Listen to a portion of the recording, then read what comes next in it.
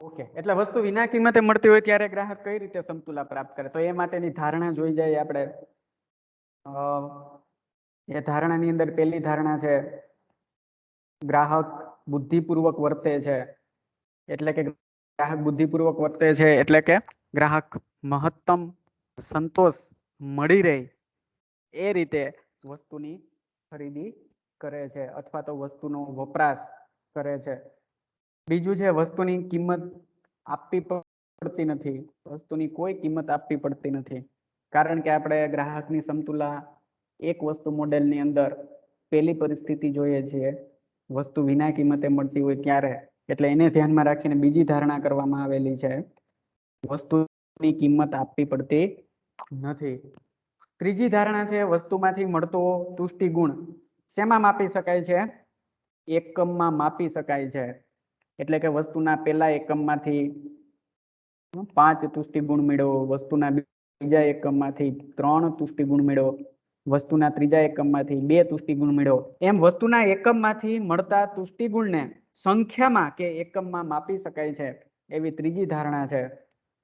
ચોથી ધારણા છે, ઓકે, આ 3 ધારણાને ધ્યાનમાં રાખી અને આપણે ગ્રાહકની સમતુલા એક વસ્તુ મોડેલ ની સમજૂતી મેળવવાની છે. એટલે ગ્રાહકની સમતુલા એક વસ્તુ મોડેલ.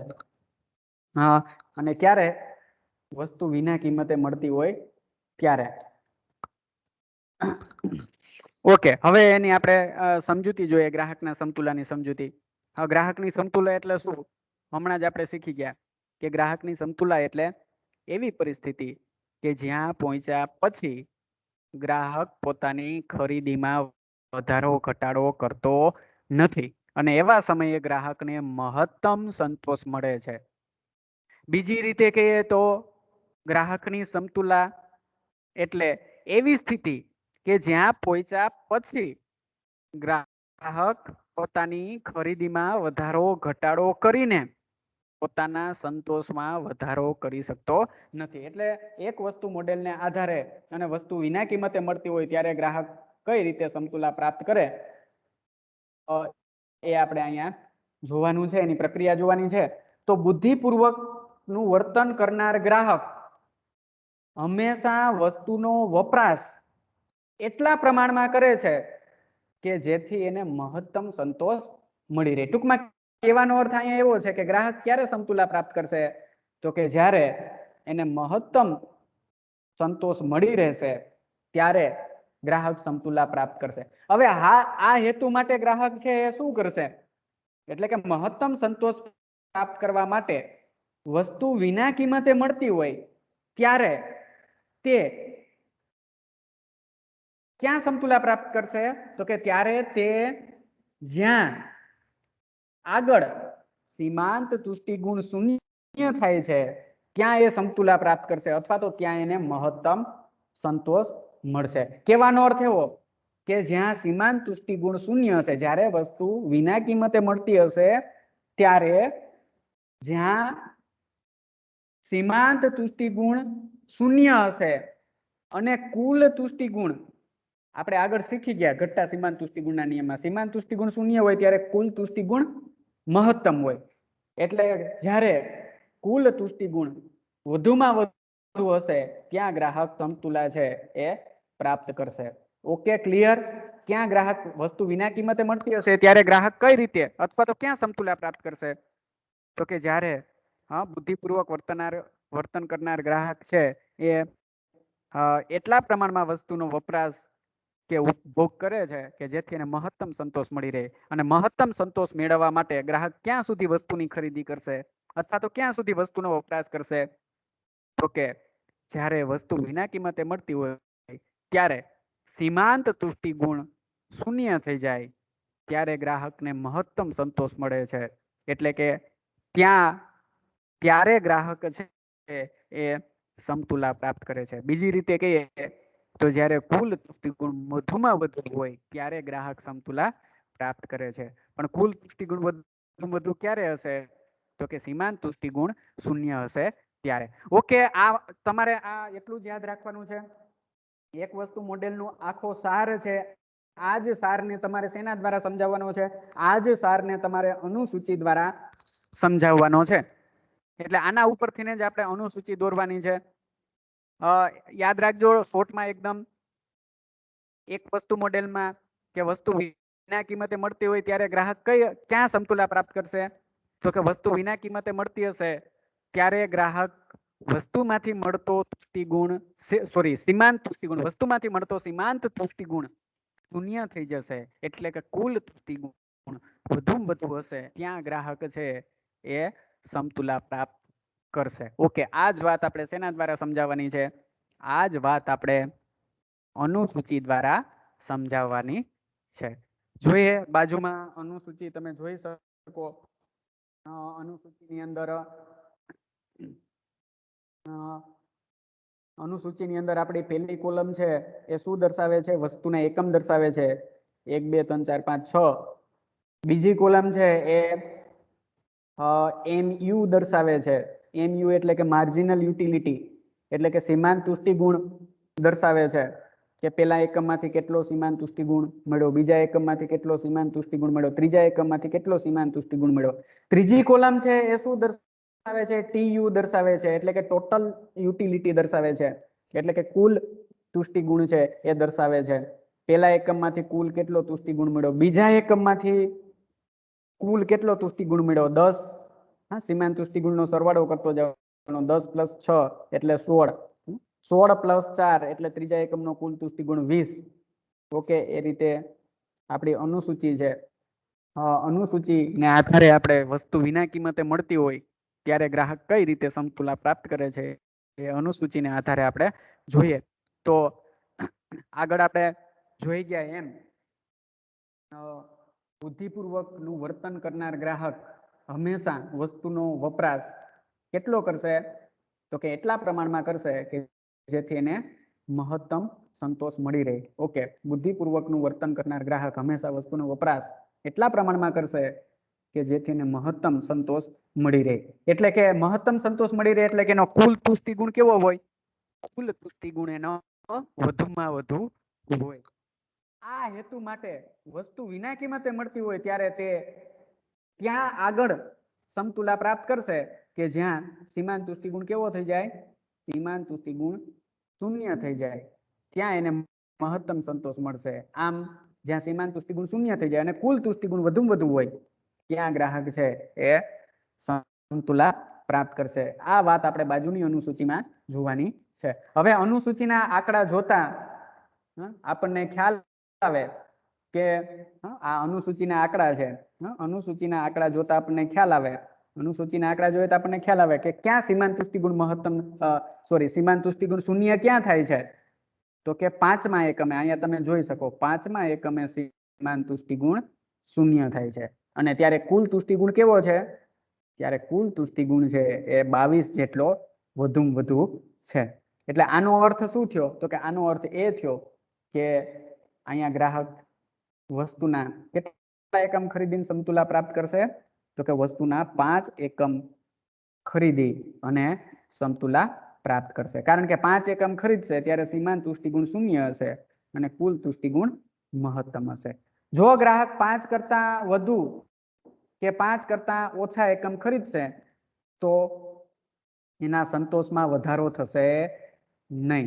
જો એ 4 એકમ જ ખરીદે તો એના કુલ તુષ્ટિગુણમાં કે કુલ સંતોષમાં વધારો થતો નથી. જો એ 6 એકમ ખરીદે તો ઉલટાનો કુલ સંતોષમાં શું થાય છે? ઘટાડો થાય છે. એટલે અહીંયા ગ્રાહક 5 એકમથી ઓછા એટલે 4 એકમ પણ નહીં ખરીદે અને 6 એકમ પણ નહીં ખરીદે, પણ કેટલા એકમ ખરીદશે? 5 એકમ ખરીદી અને સમતુલા પ્રાપ્ત કરશે. આ જ વાત શેમાં દર્શાવેલી છે? આ જ વાત બાજુની અનુસૂચિમાં દર્શાવેલી છે. તમારે થિયરિકલ રીતે થોડીક આ રીતે લખવાની થશે કે અનુસૂચિનો અભ્યાસ કરતા જણાય છે કે ગ્રાહક વસ્તુના 5 એકમનો વપરાશ કરી અને સમતુલા પ્રાપ્ત કરશે.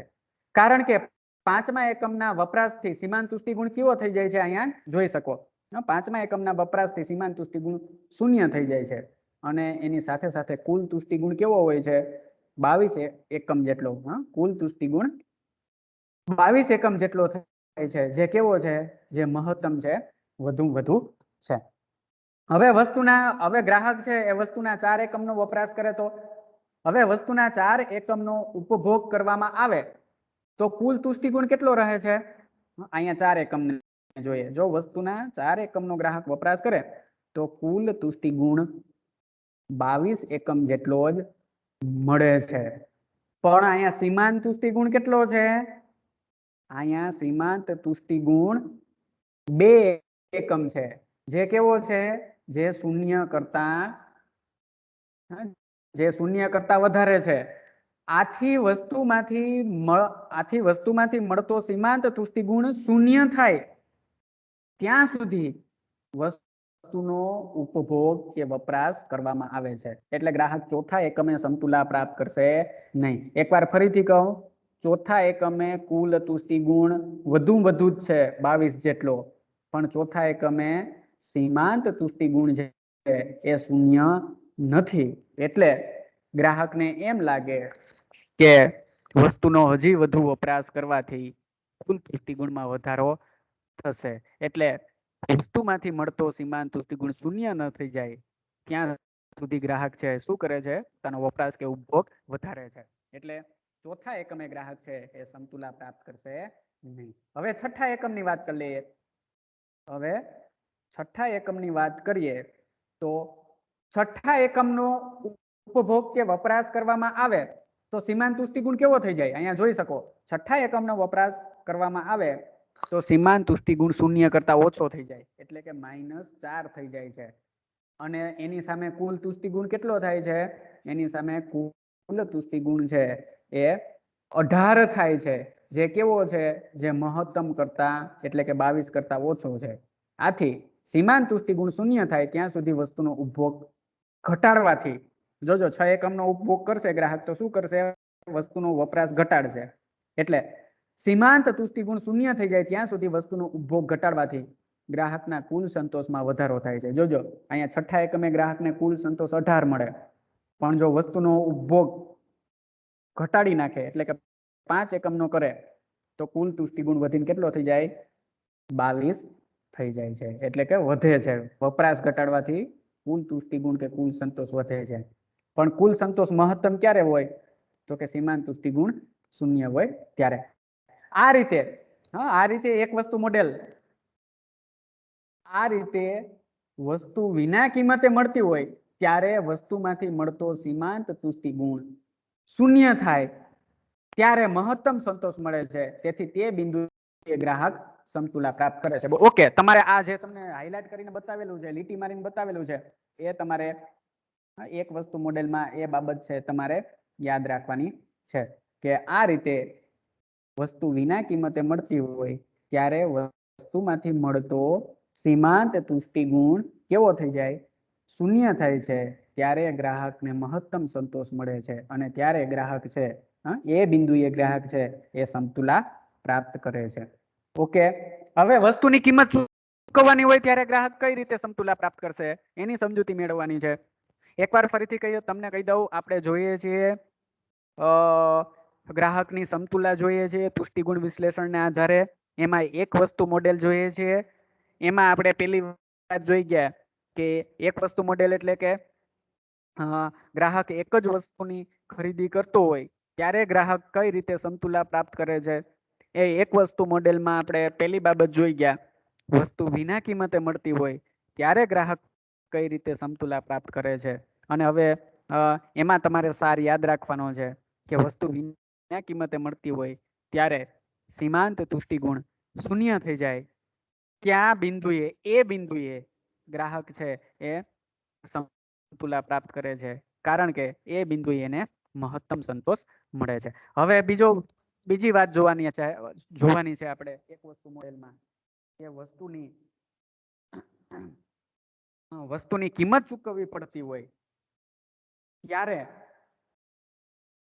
ગ્રાહકની સમતુલાની સમજૂતી એક વસ્તુ મોડેલને આધારે જ વસ્તુની કિંમત ચૂકવવી પડતી હોય ત્યારે ગ્રાહક કઈ રીતે સમતુલા પ્રાપ્ત કરશે એની સમજૂતી છે એ અહીંયા આપણે મેળવવાની છે. એમાં પણ પેલા ધારણા જોવાની, પેલા વિના કિંમતે વસ્તુ મળતી હતી એમાં આપણે ધારણા જોઈ ગયા હતા, એમ અહીંયા પણ આપણે ધારણાઓ જોવાની છે. જોઈએ ધારણાઓ તો એમાં અમુક ધારણાઓ છે એ એક જ સરખી આવશે. ત્યાં પણ આપણે પેલી ધારણા જોઈ ગયા હતા કે ગ્રાહક બુદ્ધિપૂર્વક વર્તે છે, એટલે કે ગ્રાહકને મહત્તમ સંતોષ મળે એ રીતે વસ્તુની ખરીદી કરે છે.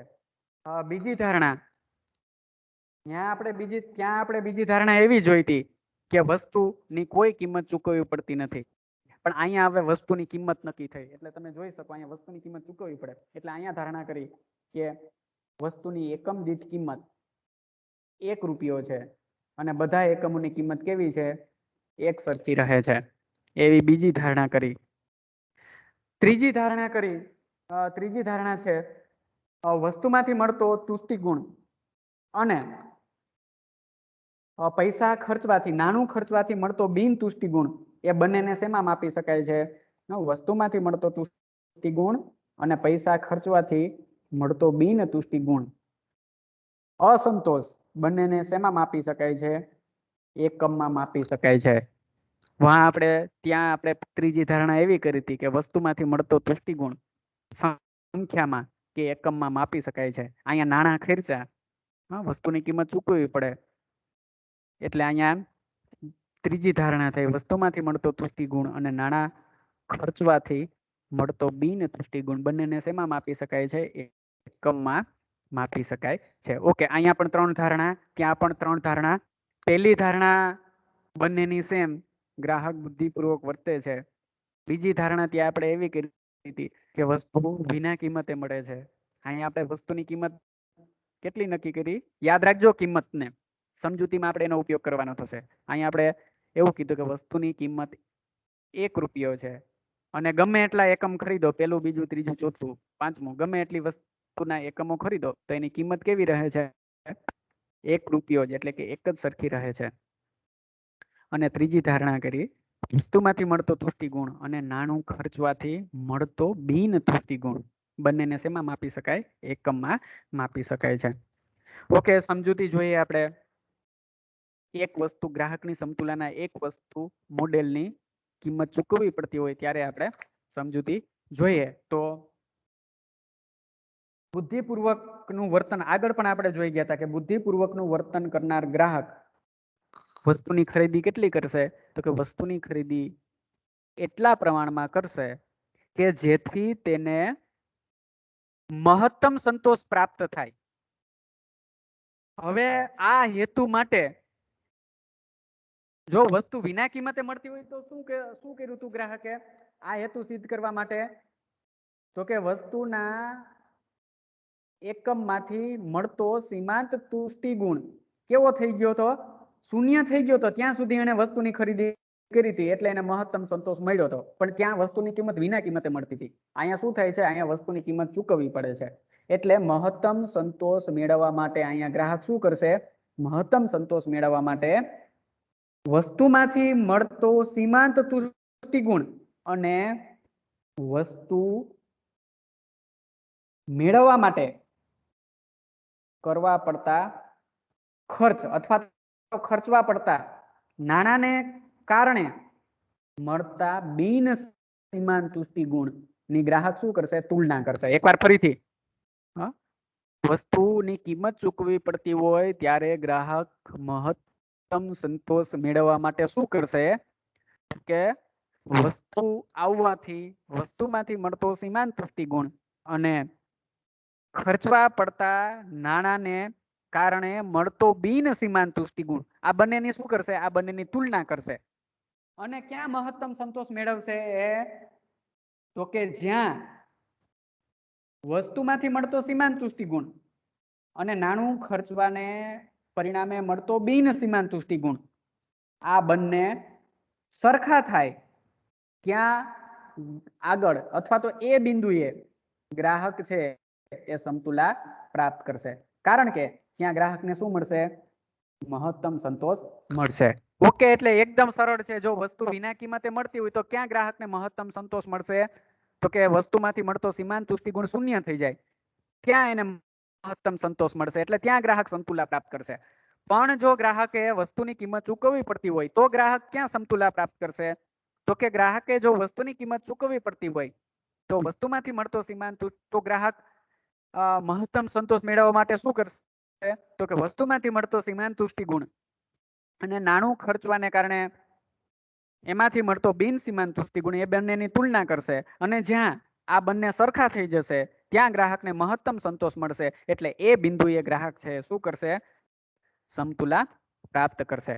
ઓકે, હવે એ જ વસ્તુની આપણે અહીંયા જે આપણે થિયરી સમજ્યા, ખાલી તમારે આ એટલી જ થિયરી 2 વાક્યની થિયરી યાદ રાખવાની છે અથવા તો તમારે એટલું જ યાદ રાખવાનું છે કે ગ્રાહક છે એ ક્યાં સમતુલા પ્રાપ્ત કરે તો કે જ્યાં વસ્તુમાંથી મળતો સીમાંત તુષ્ટિ ગુણ અને નાણામાંથી મળતો બિન સીમાંત તુષ્ટિ ગુણ બંને સરખા થાય એ બિંદુ આગળ ગ્રાહક છે એ સમતુલા પ્રાપ્ત કરશે. આ જ વાતની શું કરવાનું છે, આ જ વાતની આપણે સમજૂતી શેના દ્વારા મેળવવાની છે, અનુસૂચિ દ્વારા. આ જ વાતની સમજૂતી આપણે અનુસૂચિ દ્વારા મેળવવાની છે.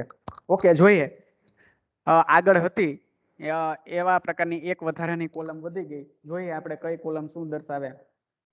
કોલમ નંબર 1 છે વસ્તુના એકમ દર્શાવે 1 2 3 4 5 6. કોલમ નંબર 2 છે એ શું દર્શાવે છે તો કે કોલમ નંબર 2 છે એ એમ યુ એટલે કે માર્જિનલ યુટિલિટી એટલે કે સીમાંત તુષ્ટિ ગુણ દર્શાવે છે 10 6 4 2 1 અને -2. કોલમ નંબર 3 શું દર્શાવે છે ટીયુ દર્શાવે છે એટલે કે ટોટલ યુટિલિટી દર્શાવે છે 10 16 એ ટોટલ યુટિલિટી. અને કોલમ નંબર 4 છે શું દર્શાવે છે પી એટલે કે પ્રાઇસ દર્શાવે છે. હવે તમે જોઈ શકો કે ક્યાં બિંદુએ ગ્રાહક કેટલા વસ્તુના કેટલા એકમો ખરીદશે. આપણે અહીંયા વસ્તુની કિંમત ચૂકવવી પડતી હોય ત્યારે ગ્રાહકની સમતુલાની શરત કઈ છે તો કે એમ યુ બરાબર શું થવું જોઈએ, એમ યુ બરાબર પી થવો જોઈએ.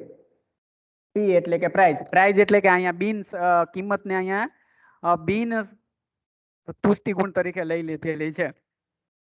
એટલે તમે જોઈ શકો એમ યુ બરાબર પી કેટલા એકમે થાય તો અહીંયા જોઈ શકો ગ્રાહક 5 એકમની ખરીદી કરે છે ત્યારે એમ યુ 1 હોય છે અને પ્રાઇસ પણ 1 હોય છે. એટલે અહીંયા ગ્રાહક કેટલા એકમે સમતુલા પ્રાપ્ત કરશે, અહીંયા ગ્રાહક 5મા એકમે છે એ સમતુલા પ્રાપ્ત કરશે. કારણ કે ગ્રાહક જ્યારે અહીંયા 5 એકમની ખરીદી કરે છે ત્યારે સીમાંત તુષ્ટિ ગુણ અને વસ્તુની કિંમત એટલે કે કિંમત ચૂકવવાને કારણે મળતો બિન તુષ્ટિ ગુણ બંને કેવા થઈ જાય છે, બંને સરખા થઈ જાય છે. એટલે 5 એકમે અહીંયા ગ્રાહક છે એ વસ્તુની ખરીદી કરશે. જો એ 6 એકમની ખરીદી કરે તો તમે જોઈ શકો સીમાંત તુષ્ટિ ગુણ કરતા બિન સીમાંત તુષ્ટિ ગુણ કેવો હોય છે, વધુ હોય છે. કારણ કે સીમાંત તુષ્ટિ ગુણ માઇનસ છે અને બિન સીમાંત તુષ્ટિ ગુણ એટલે કે કિંમત છે કેવી છે, પ્લસ છે. એટલે કે સીમાંત તુષ્ટિ ગુણ કરતા કિંમત વધુ છે. અને જો ગ્રાહક અહીંયા 4 એકમની ખરીદી કરે તો શું થાય તો ત્યાં સીમાંત તુષ્ટિ ગુણ વધુ છે, સીમાંત તુષ્ટિ ગુણ 2 છે અને બિન સીમાંત તુષ્ટિ ગુણ 1 છે. એટલે કે કિંમત 1 છે. એટલે ત્યાં ગ્રાહક છે એ ચોથા એકમે પણ સમતુલા નહીં પ્રાપ્ત નહીં કરે. પણ 5મા એકમે તમે જોઈ શકો બંને ઇક્વલ છે. એટલે કે સીમાંત તુષ્ટિ ગુણ પણ 1 છે અને કિંમત પણ 1 છે. જો ગ્રાહક 4 એકમની ખરીદી કરે, ગ્રાહક અહીંયા 4 એકમની ખરીદી કરે તો આ પ્રમાણેની પરિસ્થિતિ છે. સીમાંત તુષ્ટિ ગુણ વધુ છે, કિંમત ઓછી છે. એટલે ગ્રાહક શું કરશે, સીમાંત તુષ્ટિ ગુણ વધુ હોવાને કારણે ગ્રાહક શું કરશે, વધારે એકમની એક વધારાના એકમની ખરીદી કરશે, વધારે એકમની ખરીદી કરશે. એટલે 5મા એકમની ખરીદી કરશે જ્યાં બંને સરખા થઈ જાય. કદાચ ધારો કે ગ્રાહક 6 એકમની ખરીદી કરતો હશે તો આ પ્રમાણેની પરિસ્થિતિ હશે. સીમાંત તુષ્ટિ ગુણ કરતા કિંમત વધુ છે. એટલે ગ્રાહક શું કરશે, સીમાંત તુષ્ટિ ગુણ અને કિંમત બંને બરાબર કરવા પ્રયત્ન કરશે. એટલે અહીંયા સીમાંત તુષ્ટિ ગુણમાં શું કરવું પડશે, એમાં વધારો કરવો પડશે. અને આગળ આપણે જોઈ ગયા કે સીમાંત તુષ્ટિ ગુણમાં વધારો કરવા માટે શું કરવું પડે, ખરીદીમાં ઘટાડો કરવો પડે. એટલે ગ્રાહક અહીંયા 6 એકમને બદલે 5 એકમની 1 થઈ જશે અને અહીંયા બંને બરાબર છે, 1 = 1. એટલે 5મા એકમે ગ્રાહક છે એ સમતુલા પ્રાપ્ત કરશે. કારણ કે ત્યાં સીમાંત તુષ્ટિગુણ અને કિંમત અથવા તો સીમાંત તુષ્ટિગુણ અને બિન સીમાંત તુષ્ટિગુણ બંને કેવા થાય છે? સરખા થાય છે. જોઈએ આપણે તમારે સાદી રીતે શોર્ટમાં સમજવું હોય તો આ રીતે તમે સમજી શકો, પણ થિયરિકલ રીતે જોઈએ કે કઈ રીતે સમજૂતી આપેલી છે, બાજુમાં સમજૂતી પણ દર્શાવેલી છે. જ્યારે ગ્રાહક વસ્તુના 1 એકમની ખરીદી કરે છે, જ્યારે ગ્રાહક વસ્તુના 1 એકમની ખરીદી કરે છે ત્યારે એમાંથી એને કેટલો સીમાંત તુષ્ટિગુણ મળે છે?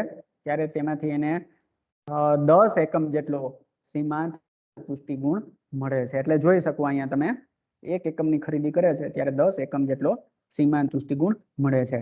જ્યારે 1 એકમ માટે ખર્ચાતા નાણાંમાંથી કેટલો બિન તુષ્ટિગુણ મળે છે? તો કે ત્યારે એમાંથી 1 એકમ જેટલો બિન તુષ્ટિગુણ મળે છે. એટલે આમ અહીંયા બિન તુષ્ટિગુણ કરતા તુષ્ટિગુણ વધારે છે. જોઈ શકો ઘણું વધારે છે. અહીંયા બિન તુષ્ટિગુણ કરતા તુષ્ટિગુણ વધારે છે, જેથી ગ્રાહક વસ્તુના વધુને વધુ એકમ ખરીદશે. એટલે કે 1 એકમ ખરીદીને અટકી જશે નહીં. હવે ગ્રાહક વસ્તુના બીજા, ત્રીજા અને ચોથા એકમની ખરીદી કરે ત્યારે પણ ગ્રાહક માટે લાભદાયી છે. અહીંયા જોઈ શકો બીજા એકમની ખરીદી, ત્રીજા એકમની ખરીદી અને ચોથા એકમની ખરીદી પણ ગ્રાહક માટે લાભદાયી છે. શું કામ? મને તો કે સીમાંત તુષ્ટિગુણ કરતા બિન સીમાંત તુષ્ટિગુણ કરતા અથવા તો કિંમત કરતા શું વધુ છે? સીમાંત તુષ્ટિગુણ વધુ છે. એટલે બીજા, ત્રીજા અને ચોથા એકમની ખરીદી પણ લાભદાયી છે. એટલે ગ્રાહક બીજું, ત્રીજું અને ચોથું એકમ પણ ખરીદશે. હવે ગ્રાહક વસ્તુનું 5મું એકમ ખરીદશે ત્યારે શું થાય? જોઈ શકો અહીંયા અલગ રીતે હાઇલાઇટ કરીને બતાવેલું છે. ગ્રાહક વસ્તુનું 5મું એકમ ખરીદે છે ત્યારે તેમાંથી મળતો સીમાંત તુષ્ટિગુણ અને તેને માટે ખર્ચવામાં આવતા નાણાંમાંથી મળતો બિન સીમાંત તુષ્ટિગુણ એ બંને કેવા થાય છે? સરખા થાય છે. જોઈ શકો અહીંયા તમે. ઓકે, સાફ કરી નાખવું એટલે ખ્યાલ આવે વધારે. અહીંયા જોઈ શકો તમે ગ્રાહક 5મા એકમની ખરીદી કરે ત્યારે આ સીમાંત તુષ્ટિગુણ અને નાણું ખર્ચવામાંથી મળતો બિન સીમાંત તુષ્ટિગુણ બંને કેવા થાય છે? સરખા થાય છે. આથી ગ્રાહક વસ્તુના 5 એકમની ખરીદી કરી અને સમતુલા પ્રાપ્ત કરશે. વસ્તુના 5 એકમની ખરીદી એ કુલ તુષ્ટિગુણ કેટલો છે? 23 જેટલો અહીંયા જોઈ શકો. કુલ તુષ્ટિગુણ 23 એકમ થાય છે, જે મહત્તમ છે, વધુમાં વધુ છે. જો ગ્રાહક છઠ્ઠા એકમની ખરીદી કરશે તો શું થશે? જો ગ્રાહક છઠ્ઠા એકમની ખરીદી કરશે તો શું થશે? જો ગ્રાહક છઠ્ઠા એકમની ખરીદી કરશે તો છઠ્ઠા એકમમાંથી એને -2 જેટલો સીમાંત તુષ્ટિગુણ મળે છે અને એને માટે ખર્ચાતા નાણાંમાંથી કેટલો બિન તુષ્ટિગુણ મળે છે? તો કે 1 એકમ જેટલો બિન તુષ્ટિગુણ મળે છે. અહીંયા શું છે? અહીંયા તુષ્ટિગુણ કરતા બિન તુષ્ટિગુણ વધુ છે. વળી કુલ તુષ્ટિગુણ પણ કેવો થઈ જાય? 23 માંથી 1 થઈ જાય. 23 માંથી 21 જેટલો થઈ જાય છે, જે મહત્તમ કરતા ઓછો છે. આથી ગ્રાહક શું કરશે? 6 એકમ ખરીદતો હશે તો ગ્રાહક ખરીદીમાં ઘટાડો કરી અને કુલ સંતોષમાં વધારો કરી શકશે. ઓકે, 4 એકમની ખરીદી આમ તો આપણે સમજી ગયા. એ જ અનુસૂચિ છે અને એની જ સમજૂતી છે, પણ અહીંયા 4 એકમની સમજૂતી છે એ આપેલી છે. જોઈ લઈએ આપણે 4 એકમની સમજૂતી. ગ્રાહક 4 એકમની ખરીદી કરે તો શું થાય? આમ તો આપણે જોઈ ગયા આગળ જ. જો ગ્રાહક વસ્તુના 4 એકમની ખરીદી કરે તો ચોથા એકમમાંથી તેને 2 જેટલો સીમાંત તુષ્ટિગુણ મળે છે અને એને ચૂકવવા પડતા નાણાંમાંથી 1 એકમ જેટલો બિન તુષ્ટિગુણ મળે છે. એટલે અહીંયા બિન તુષ્ટિગુણ કરતા તુષ્ટિગુણ વધુ છે અને કુલ તુષ્ટિગુણ કેટલો છે? તો કે કુલ તુષ્ટિગુણ અહીંયા 22 એકમ જેટલો છે, જે મહત્તમ કરતા ઓછો છે. આ સંજોગોમાં ગ્રાહક ખરીદીમાં વધારો કરવાથી કુલ સંતોષમાં વધારો થશે. એટલે કે 5મા એકમની ખરીદી કરવાથી એના કુલ સંતોષમાં વધારો થઈ શકશે. એટલે ઉપરોક્ત વિશ્લેષણને આધારે આપણે એમ કહી શકીએ, ગ્રાહકની સમતુલા માટે તુષ્ટિગુણ વિશ્લેષણને આધારે આપણે 2 પ્રકારના વિશ્લેષણ એક વસ્તુ મોડેલમાં મેળવા. વસ્તુની કિંમત ચૂકવવી પડતી હોય ત્યારે અને વસ્તુની કિંમત વસ્તુ વિના કિંમતે મળતી હોય ત્યારે 2 વિશ્લેષણ જોયા. એટલે ઉપરોક્ત વિશ્લેષણ પરથી સ્પષ્ટ થાય છે કે વસ્તુની કિંમત ચૂકવવાની હોય ત્યારે એક વસ્તુમાંથી મળતો સીમાંત તુષ્ટિગુણ અને તેને માટે ખર્ચાતા નાણાંમાંથી મળતો બિન સીમાંત તુષ્ટિગુણ એ બંને કેવા થવા જોઈએ? એ બંને સરખા થાય ત્યાં ગ્રાહકને મહત્તમ તુષ્ટિગુણ મળે છે અને એથી ગ્રાહક એ બિંદુ આગળ અથવા તો ત્યાં સમતુલા મેળવે છે. એટલે ગ્રાહકની સમતુલાની શરત આપણે રજૂ કરીએ તો ટૂંકમાં આ બંને વિશ્લેષણને આધારે આપણે ગ્રાહકની સમતુલાની શરત રજૂ કરીએ તો આ રીતે રજૂ કરી શકીએ. વસ્તુ વિના કિંમતે મળતી હોય ત્યારે સીમાંત તુષ્ટિગુણ શૂન્ય થઈ જાય એટલા એકમોનો ગ્રાહક વપરાશ કરી અને સમતુલા મેળવશે અને વસ્તુની કિંમત ચૂકવવાની હોય ત્યારે વસ્તુમાંથી મળતો સીમાંત તુષ્ટિગુણ અને નાણું ખર્ચવાથી મળતો બિન સીમાંત તુષ્ટિગુણ બંને કેવા થાય? સરખા થાય એટલા એકમોની ખરીદી કરશે. સૂત્રના રૂપમાં કહીએ તો સીમાંત તુષ્ટિગુણ બરાબર કિંમત થઈ રહેશે એટલા એકમની ખરીદી કરી અને ગ્રાહક છે એ સમતુલા પ્રાપ્ત કરશે.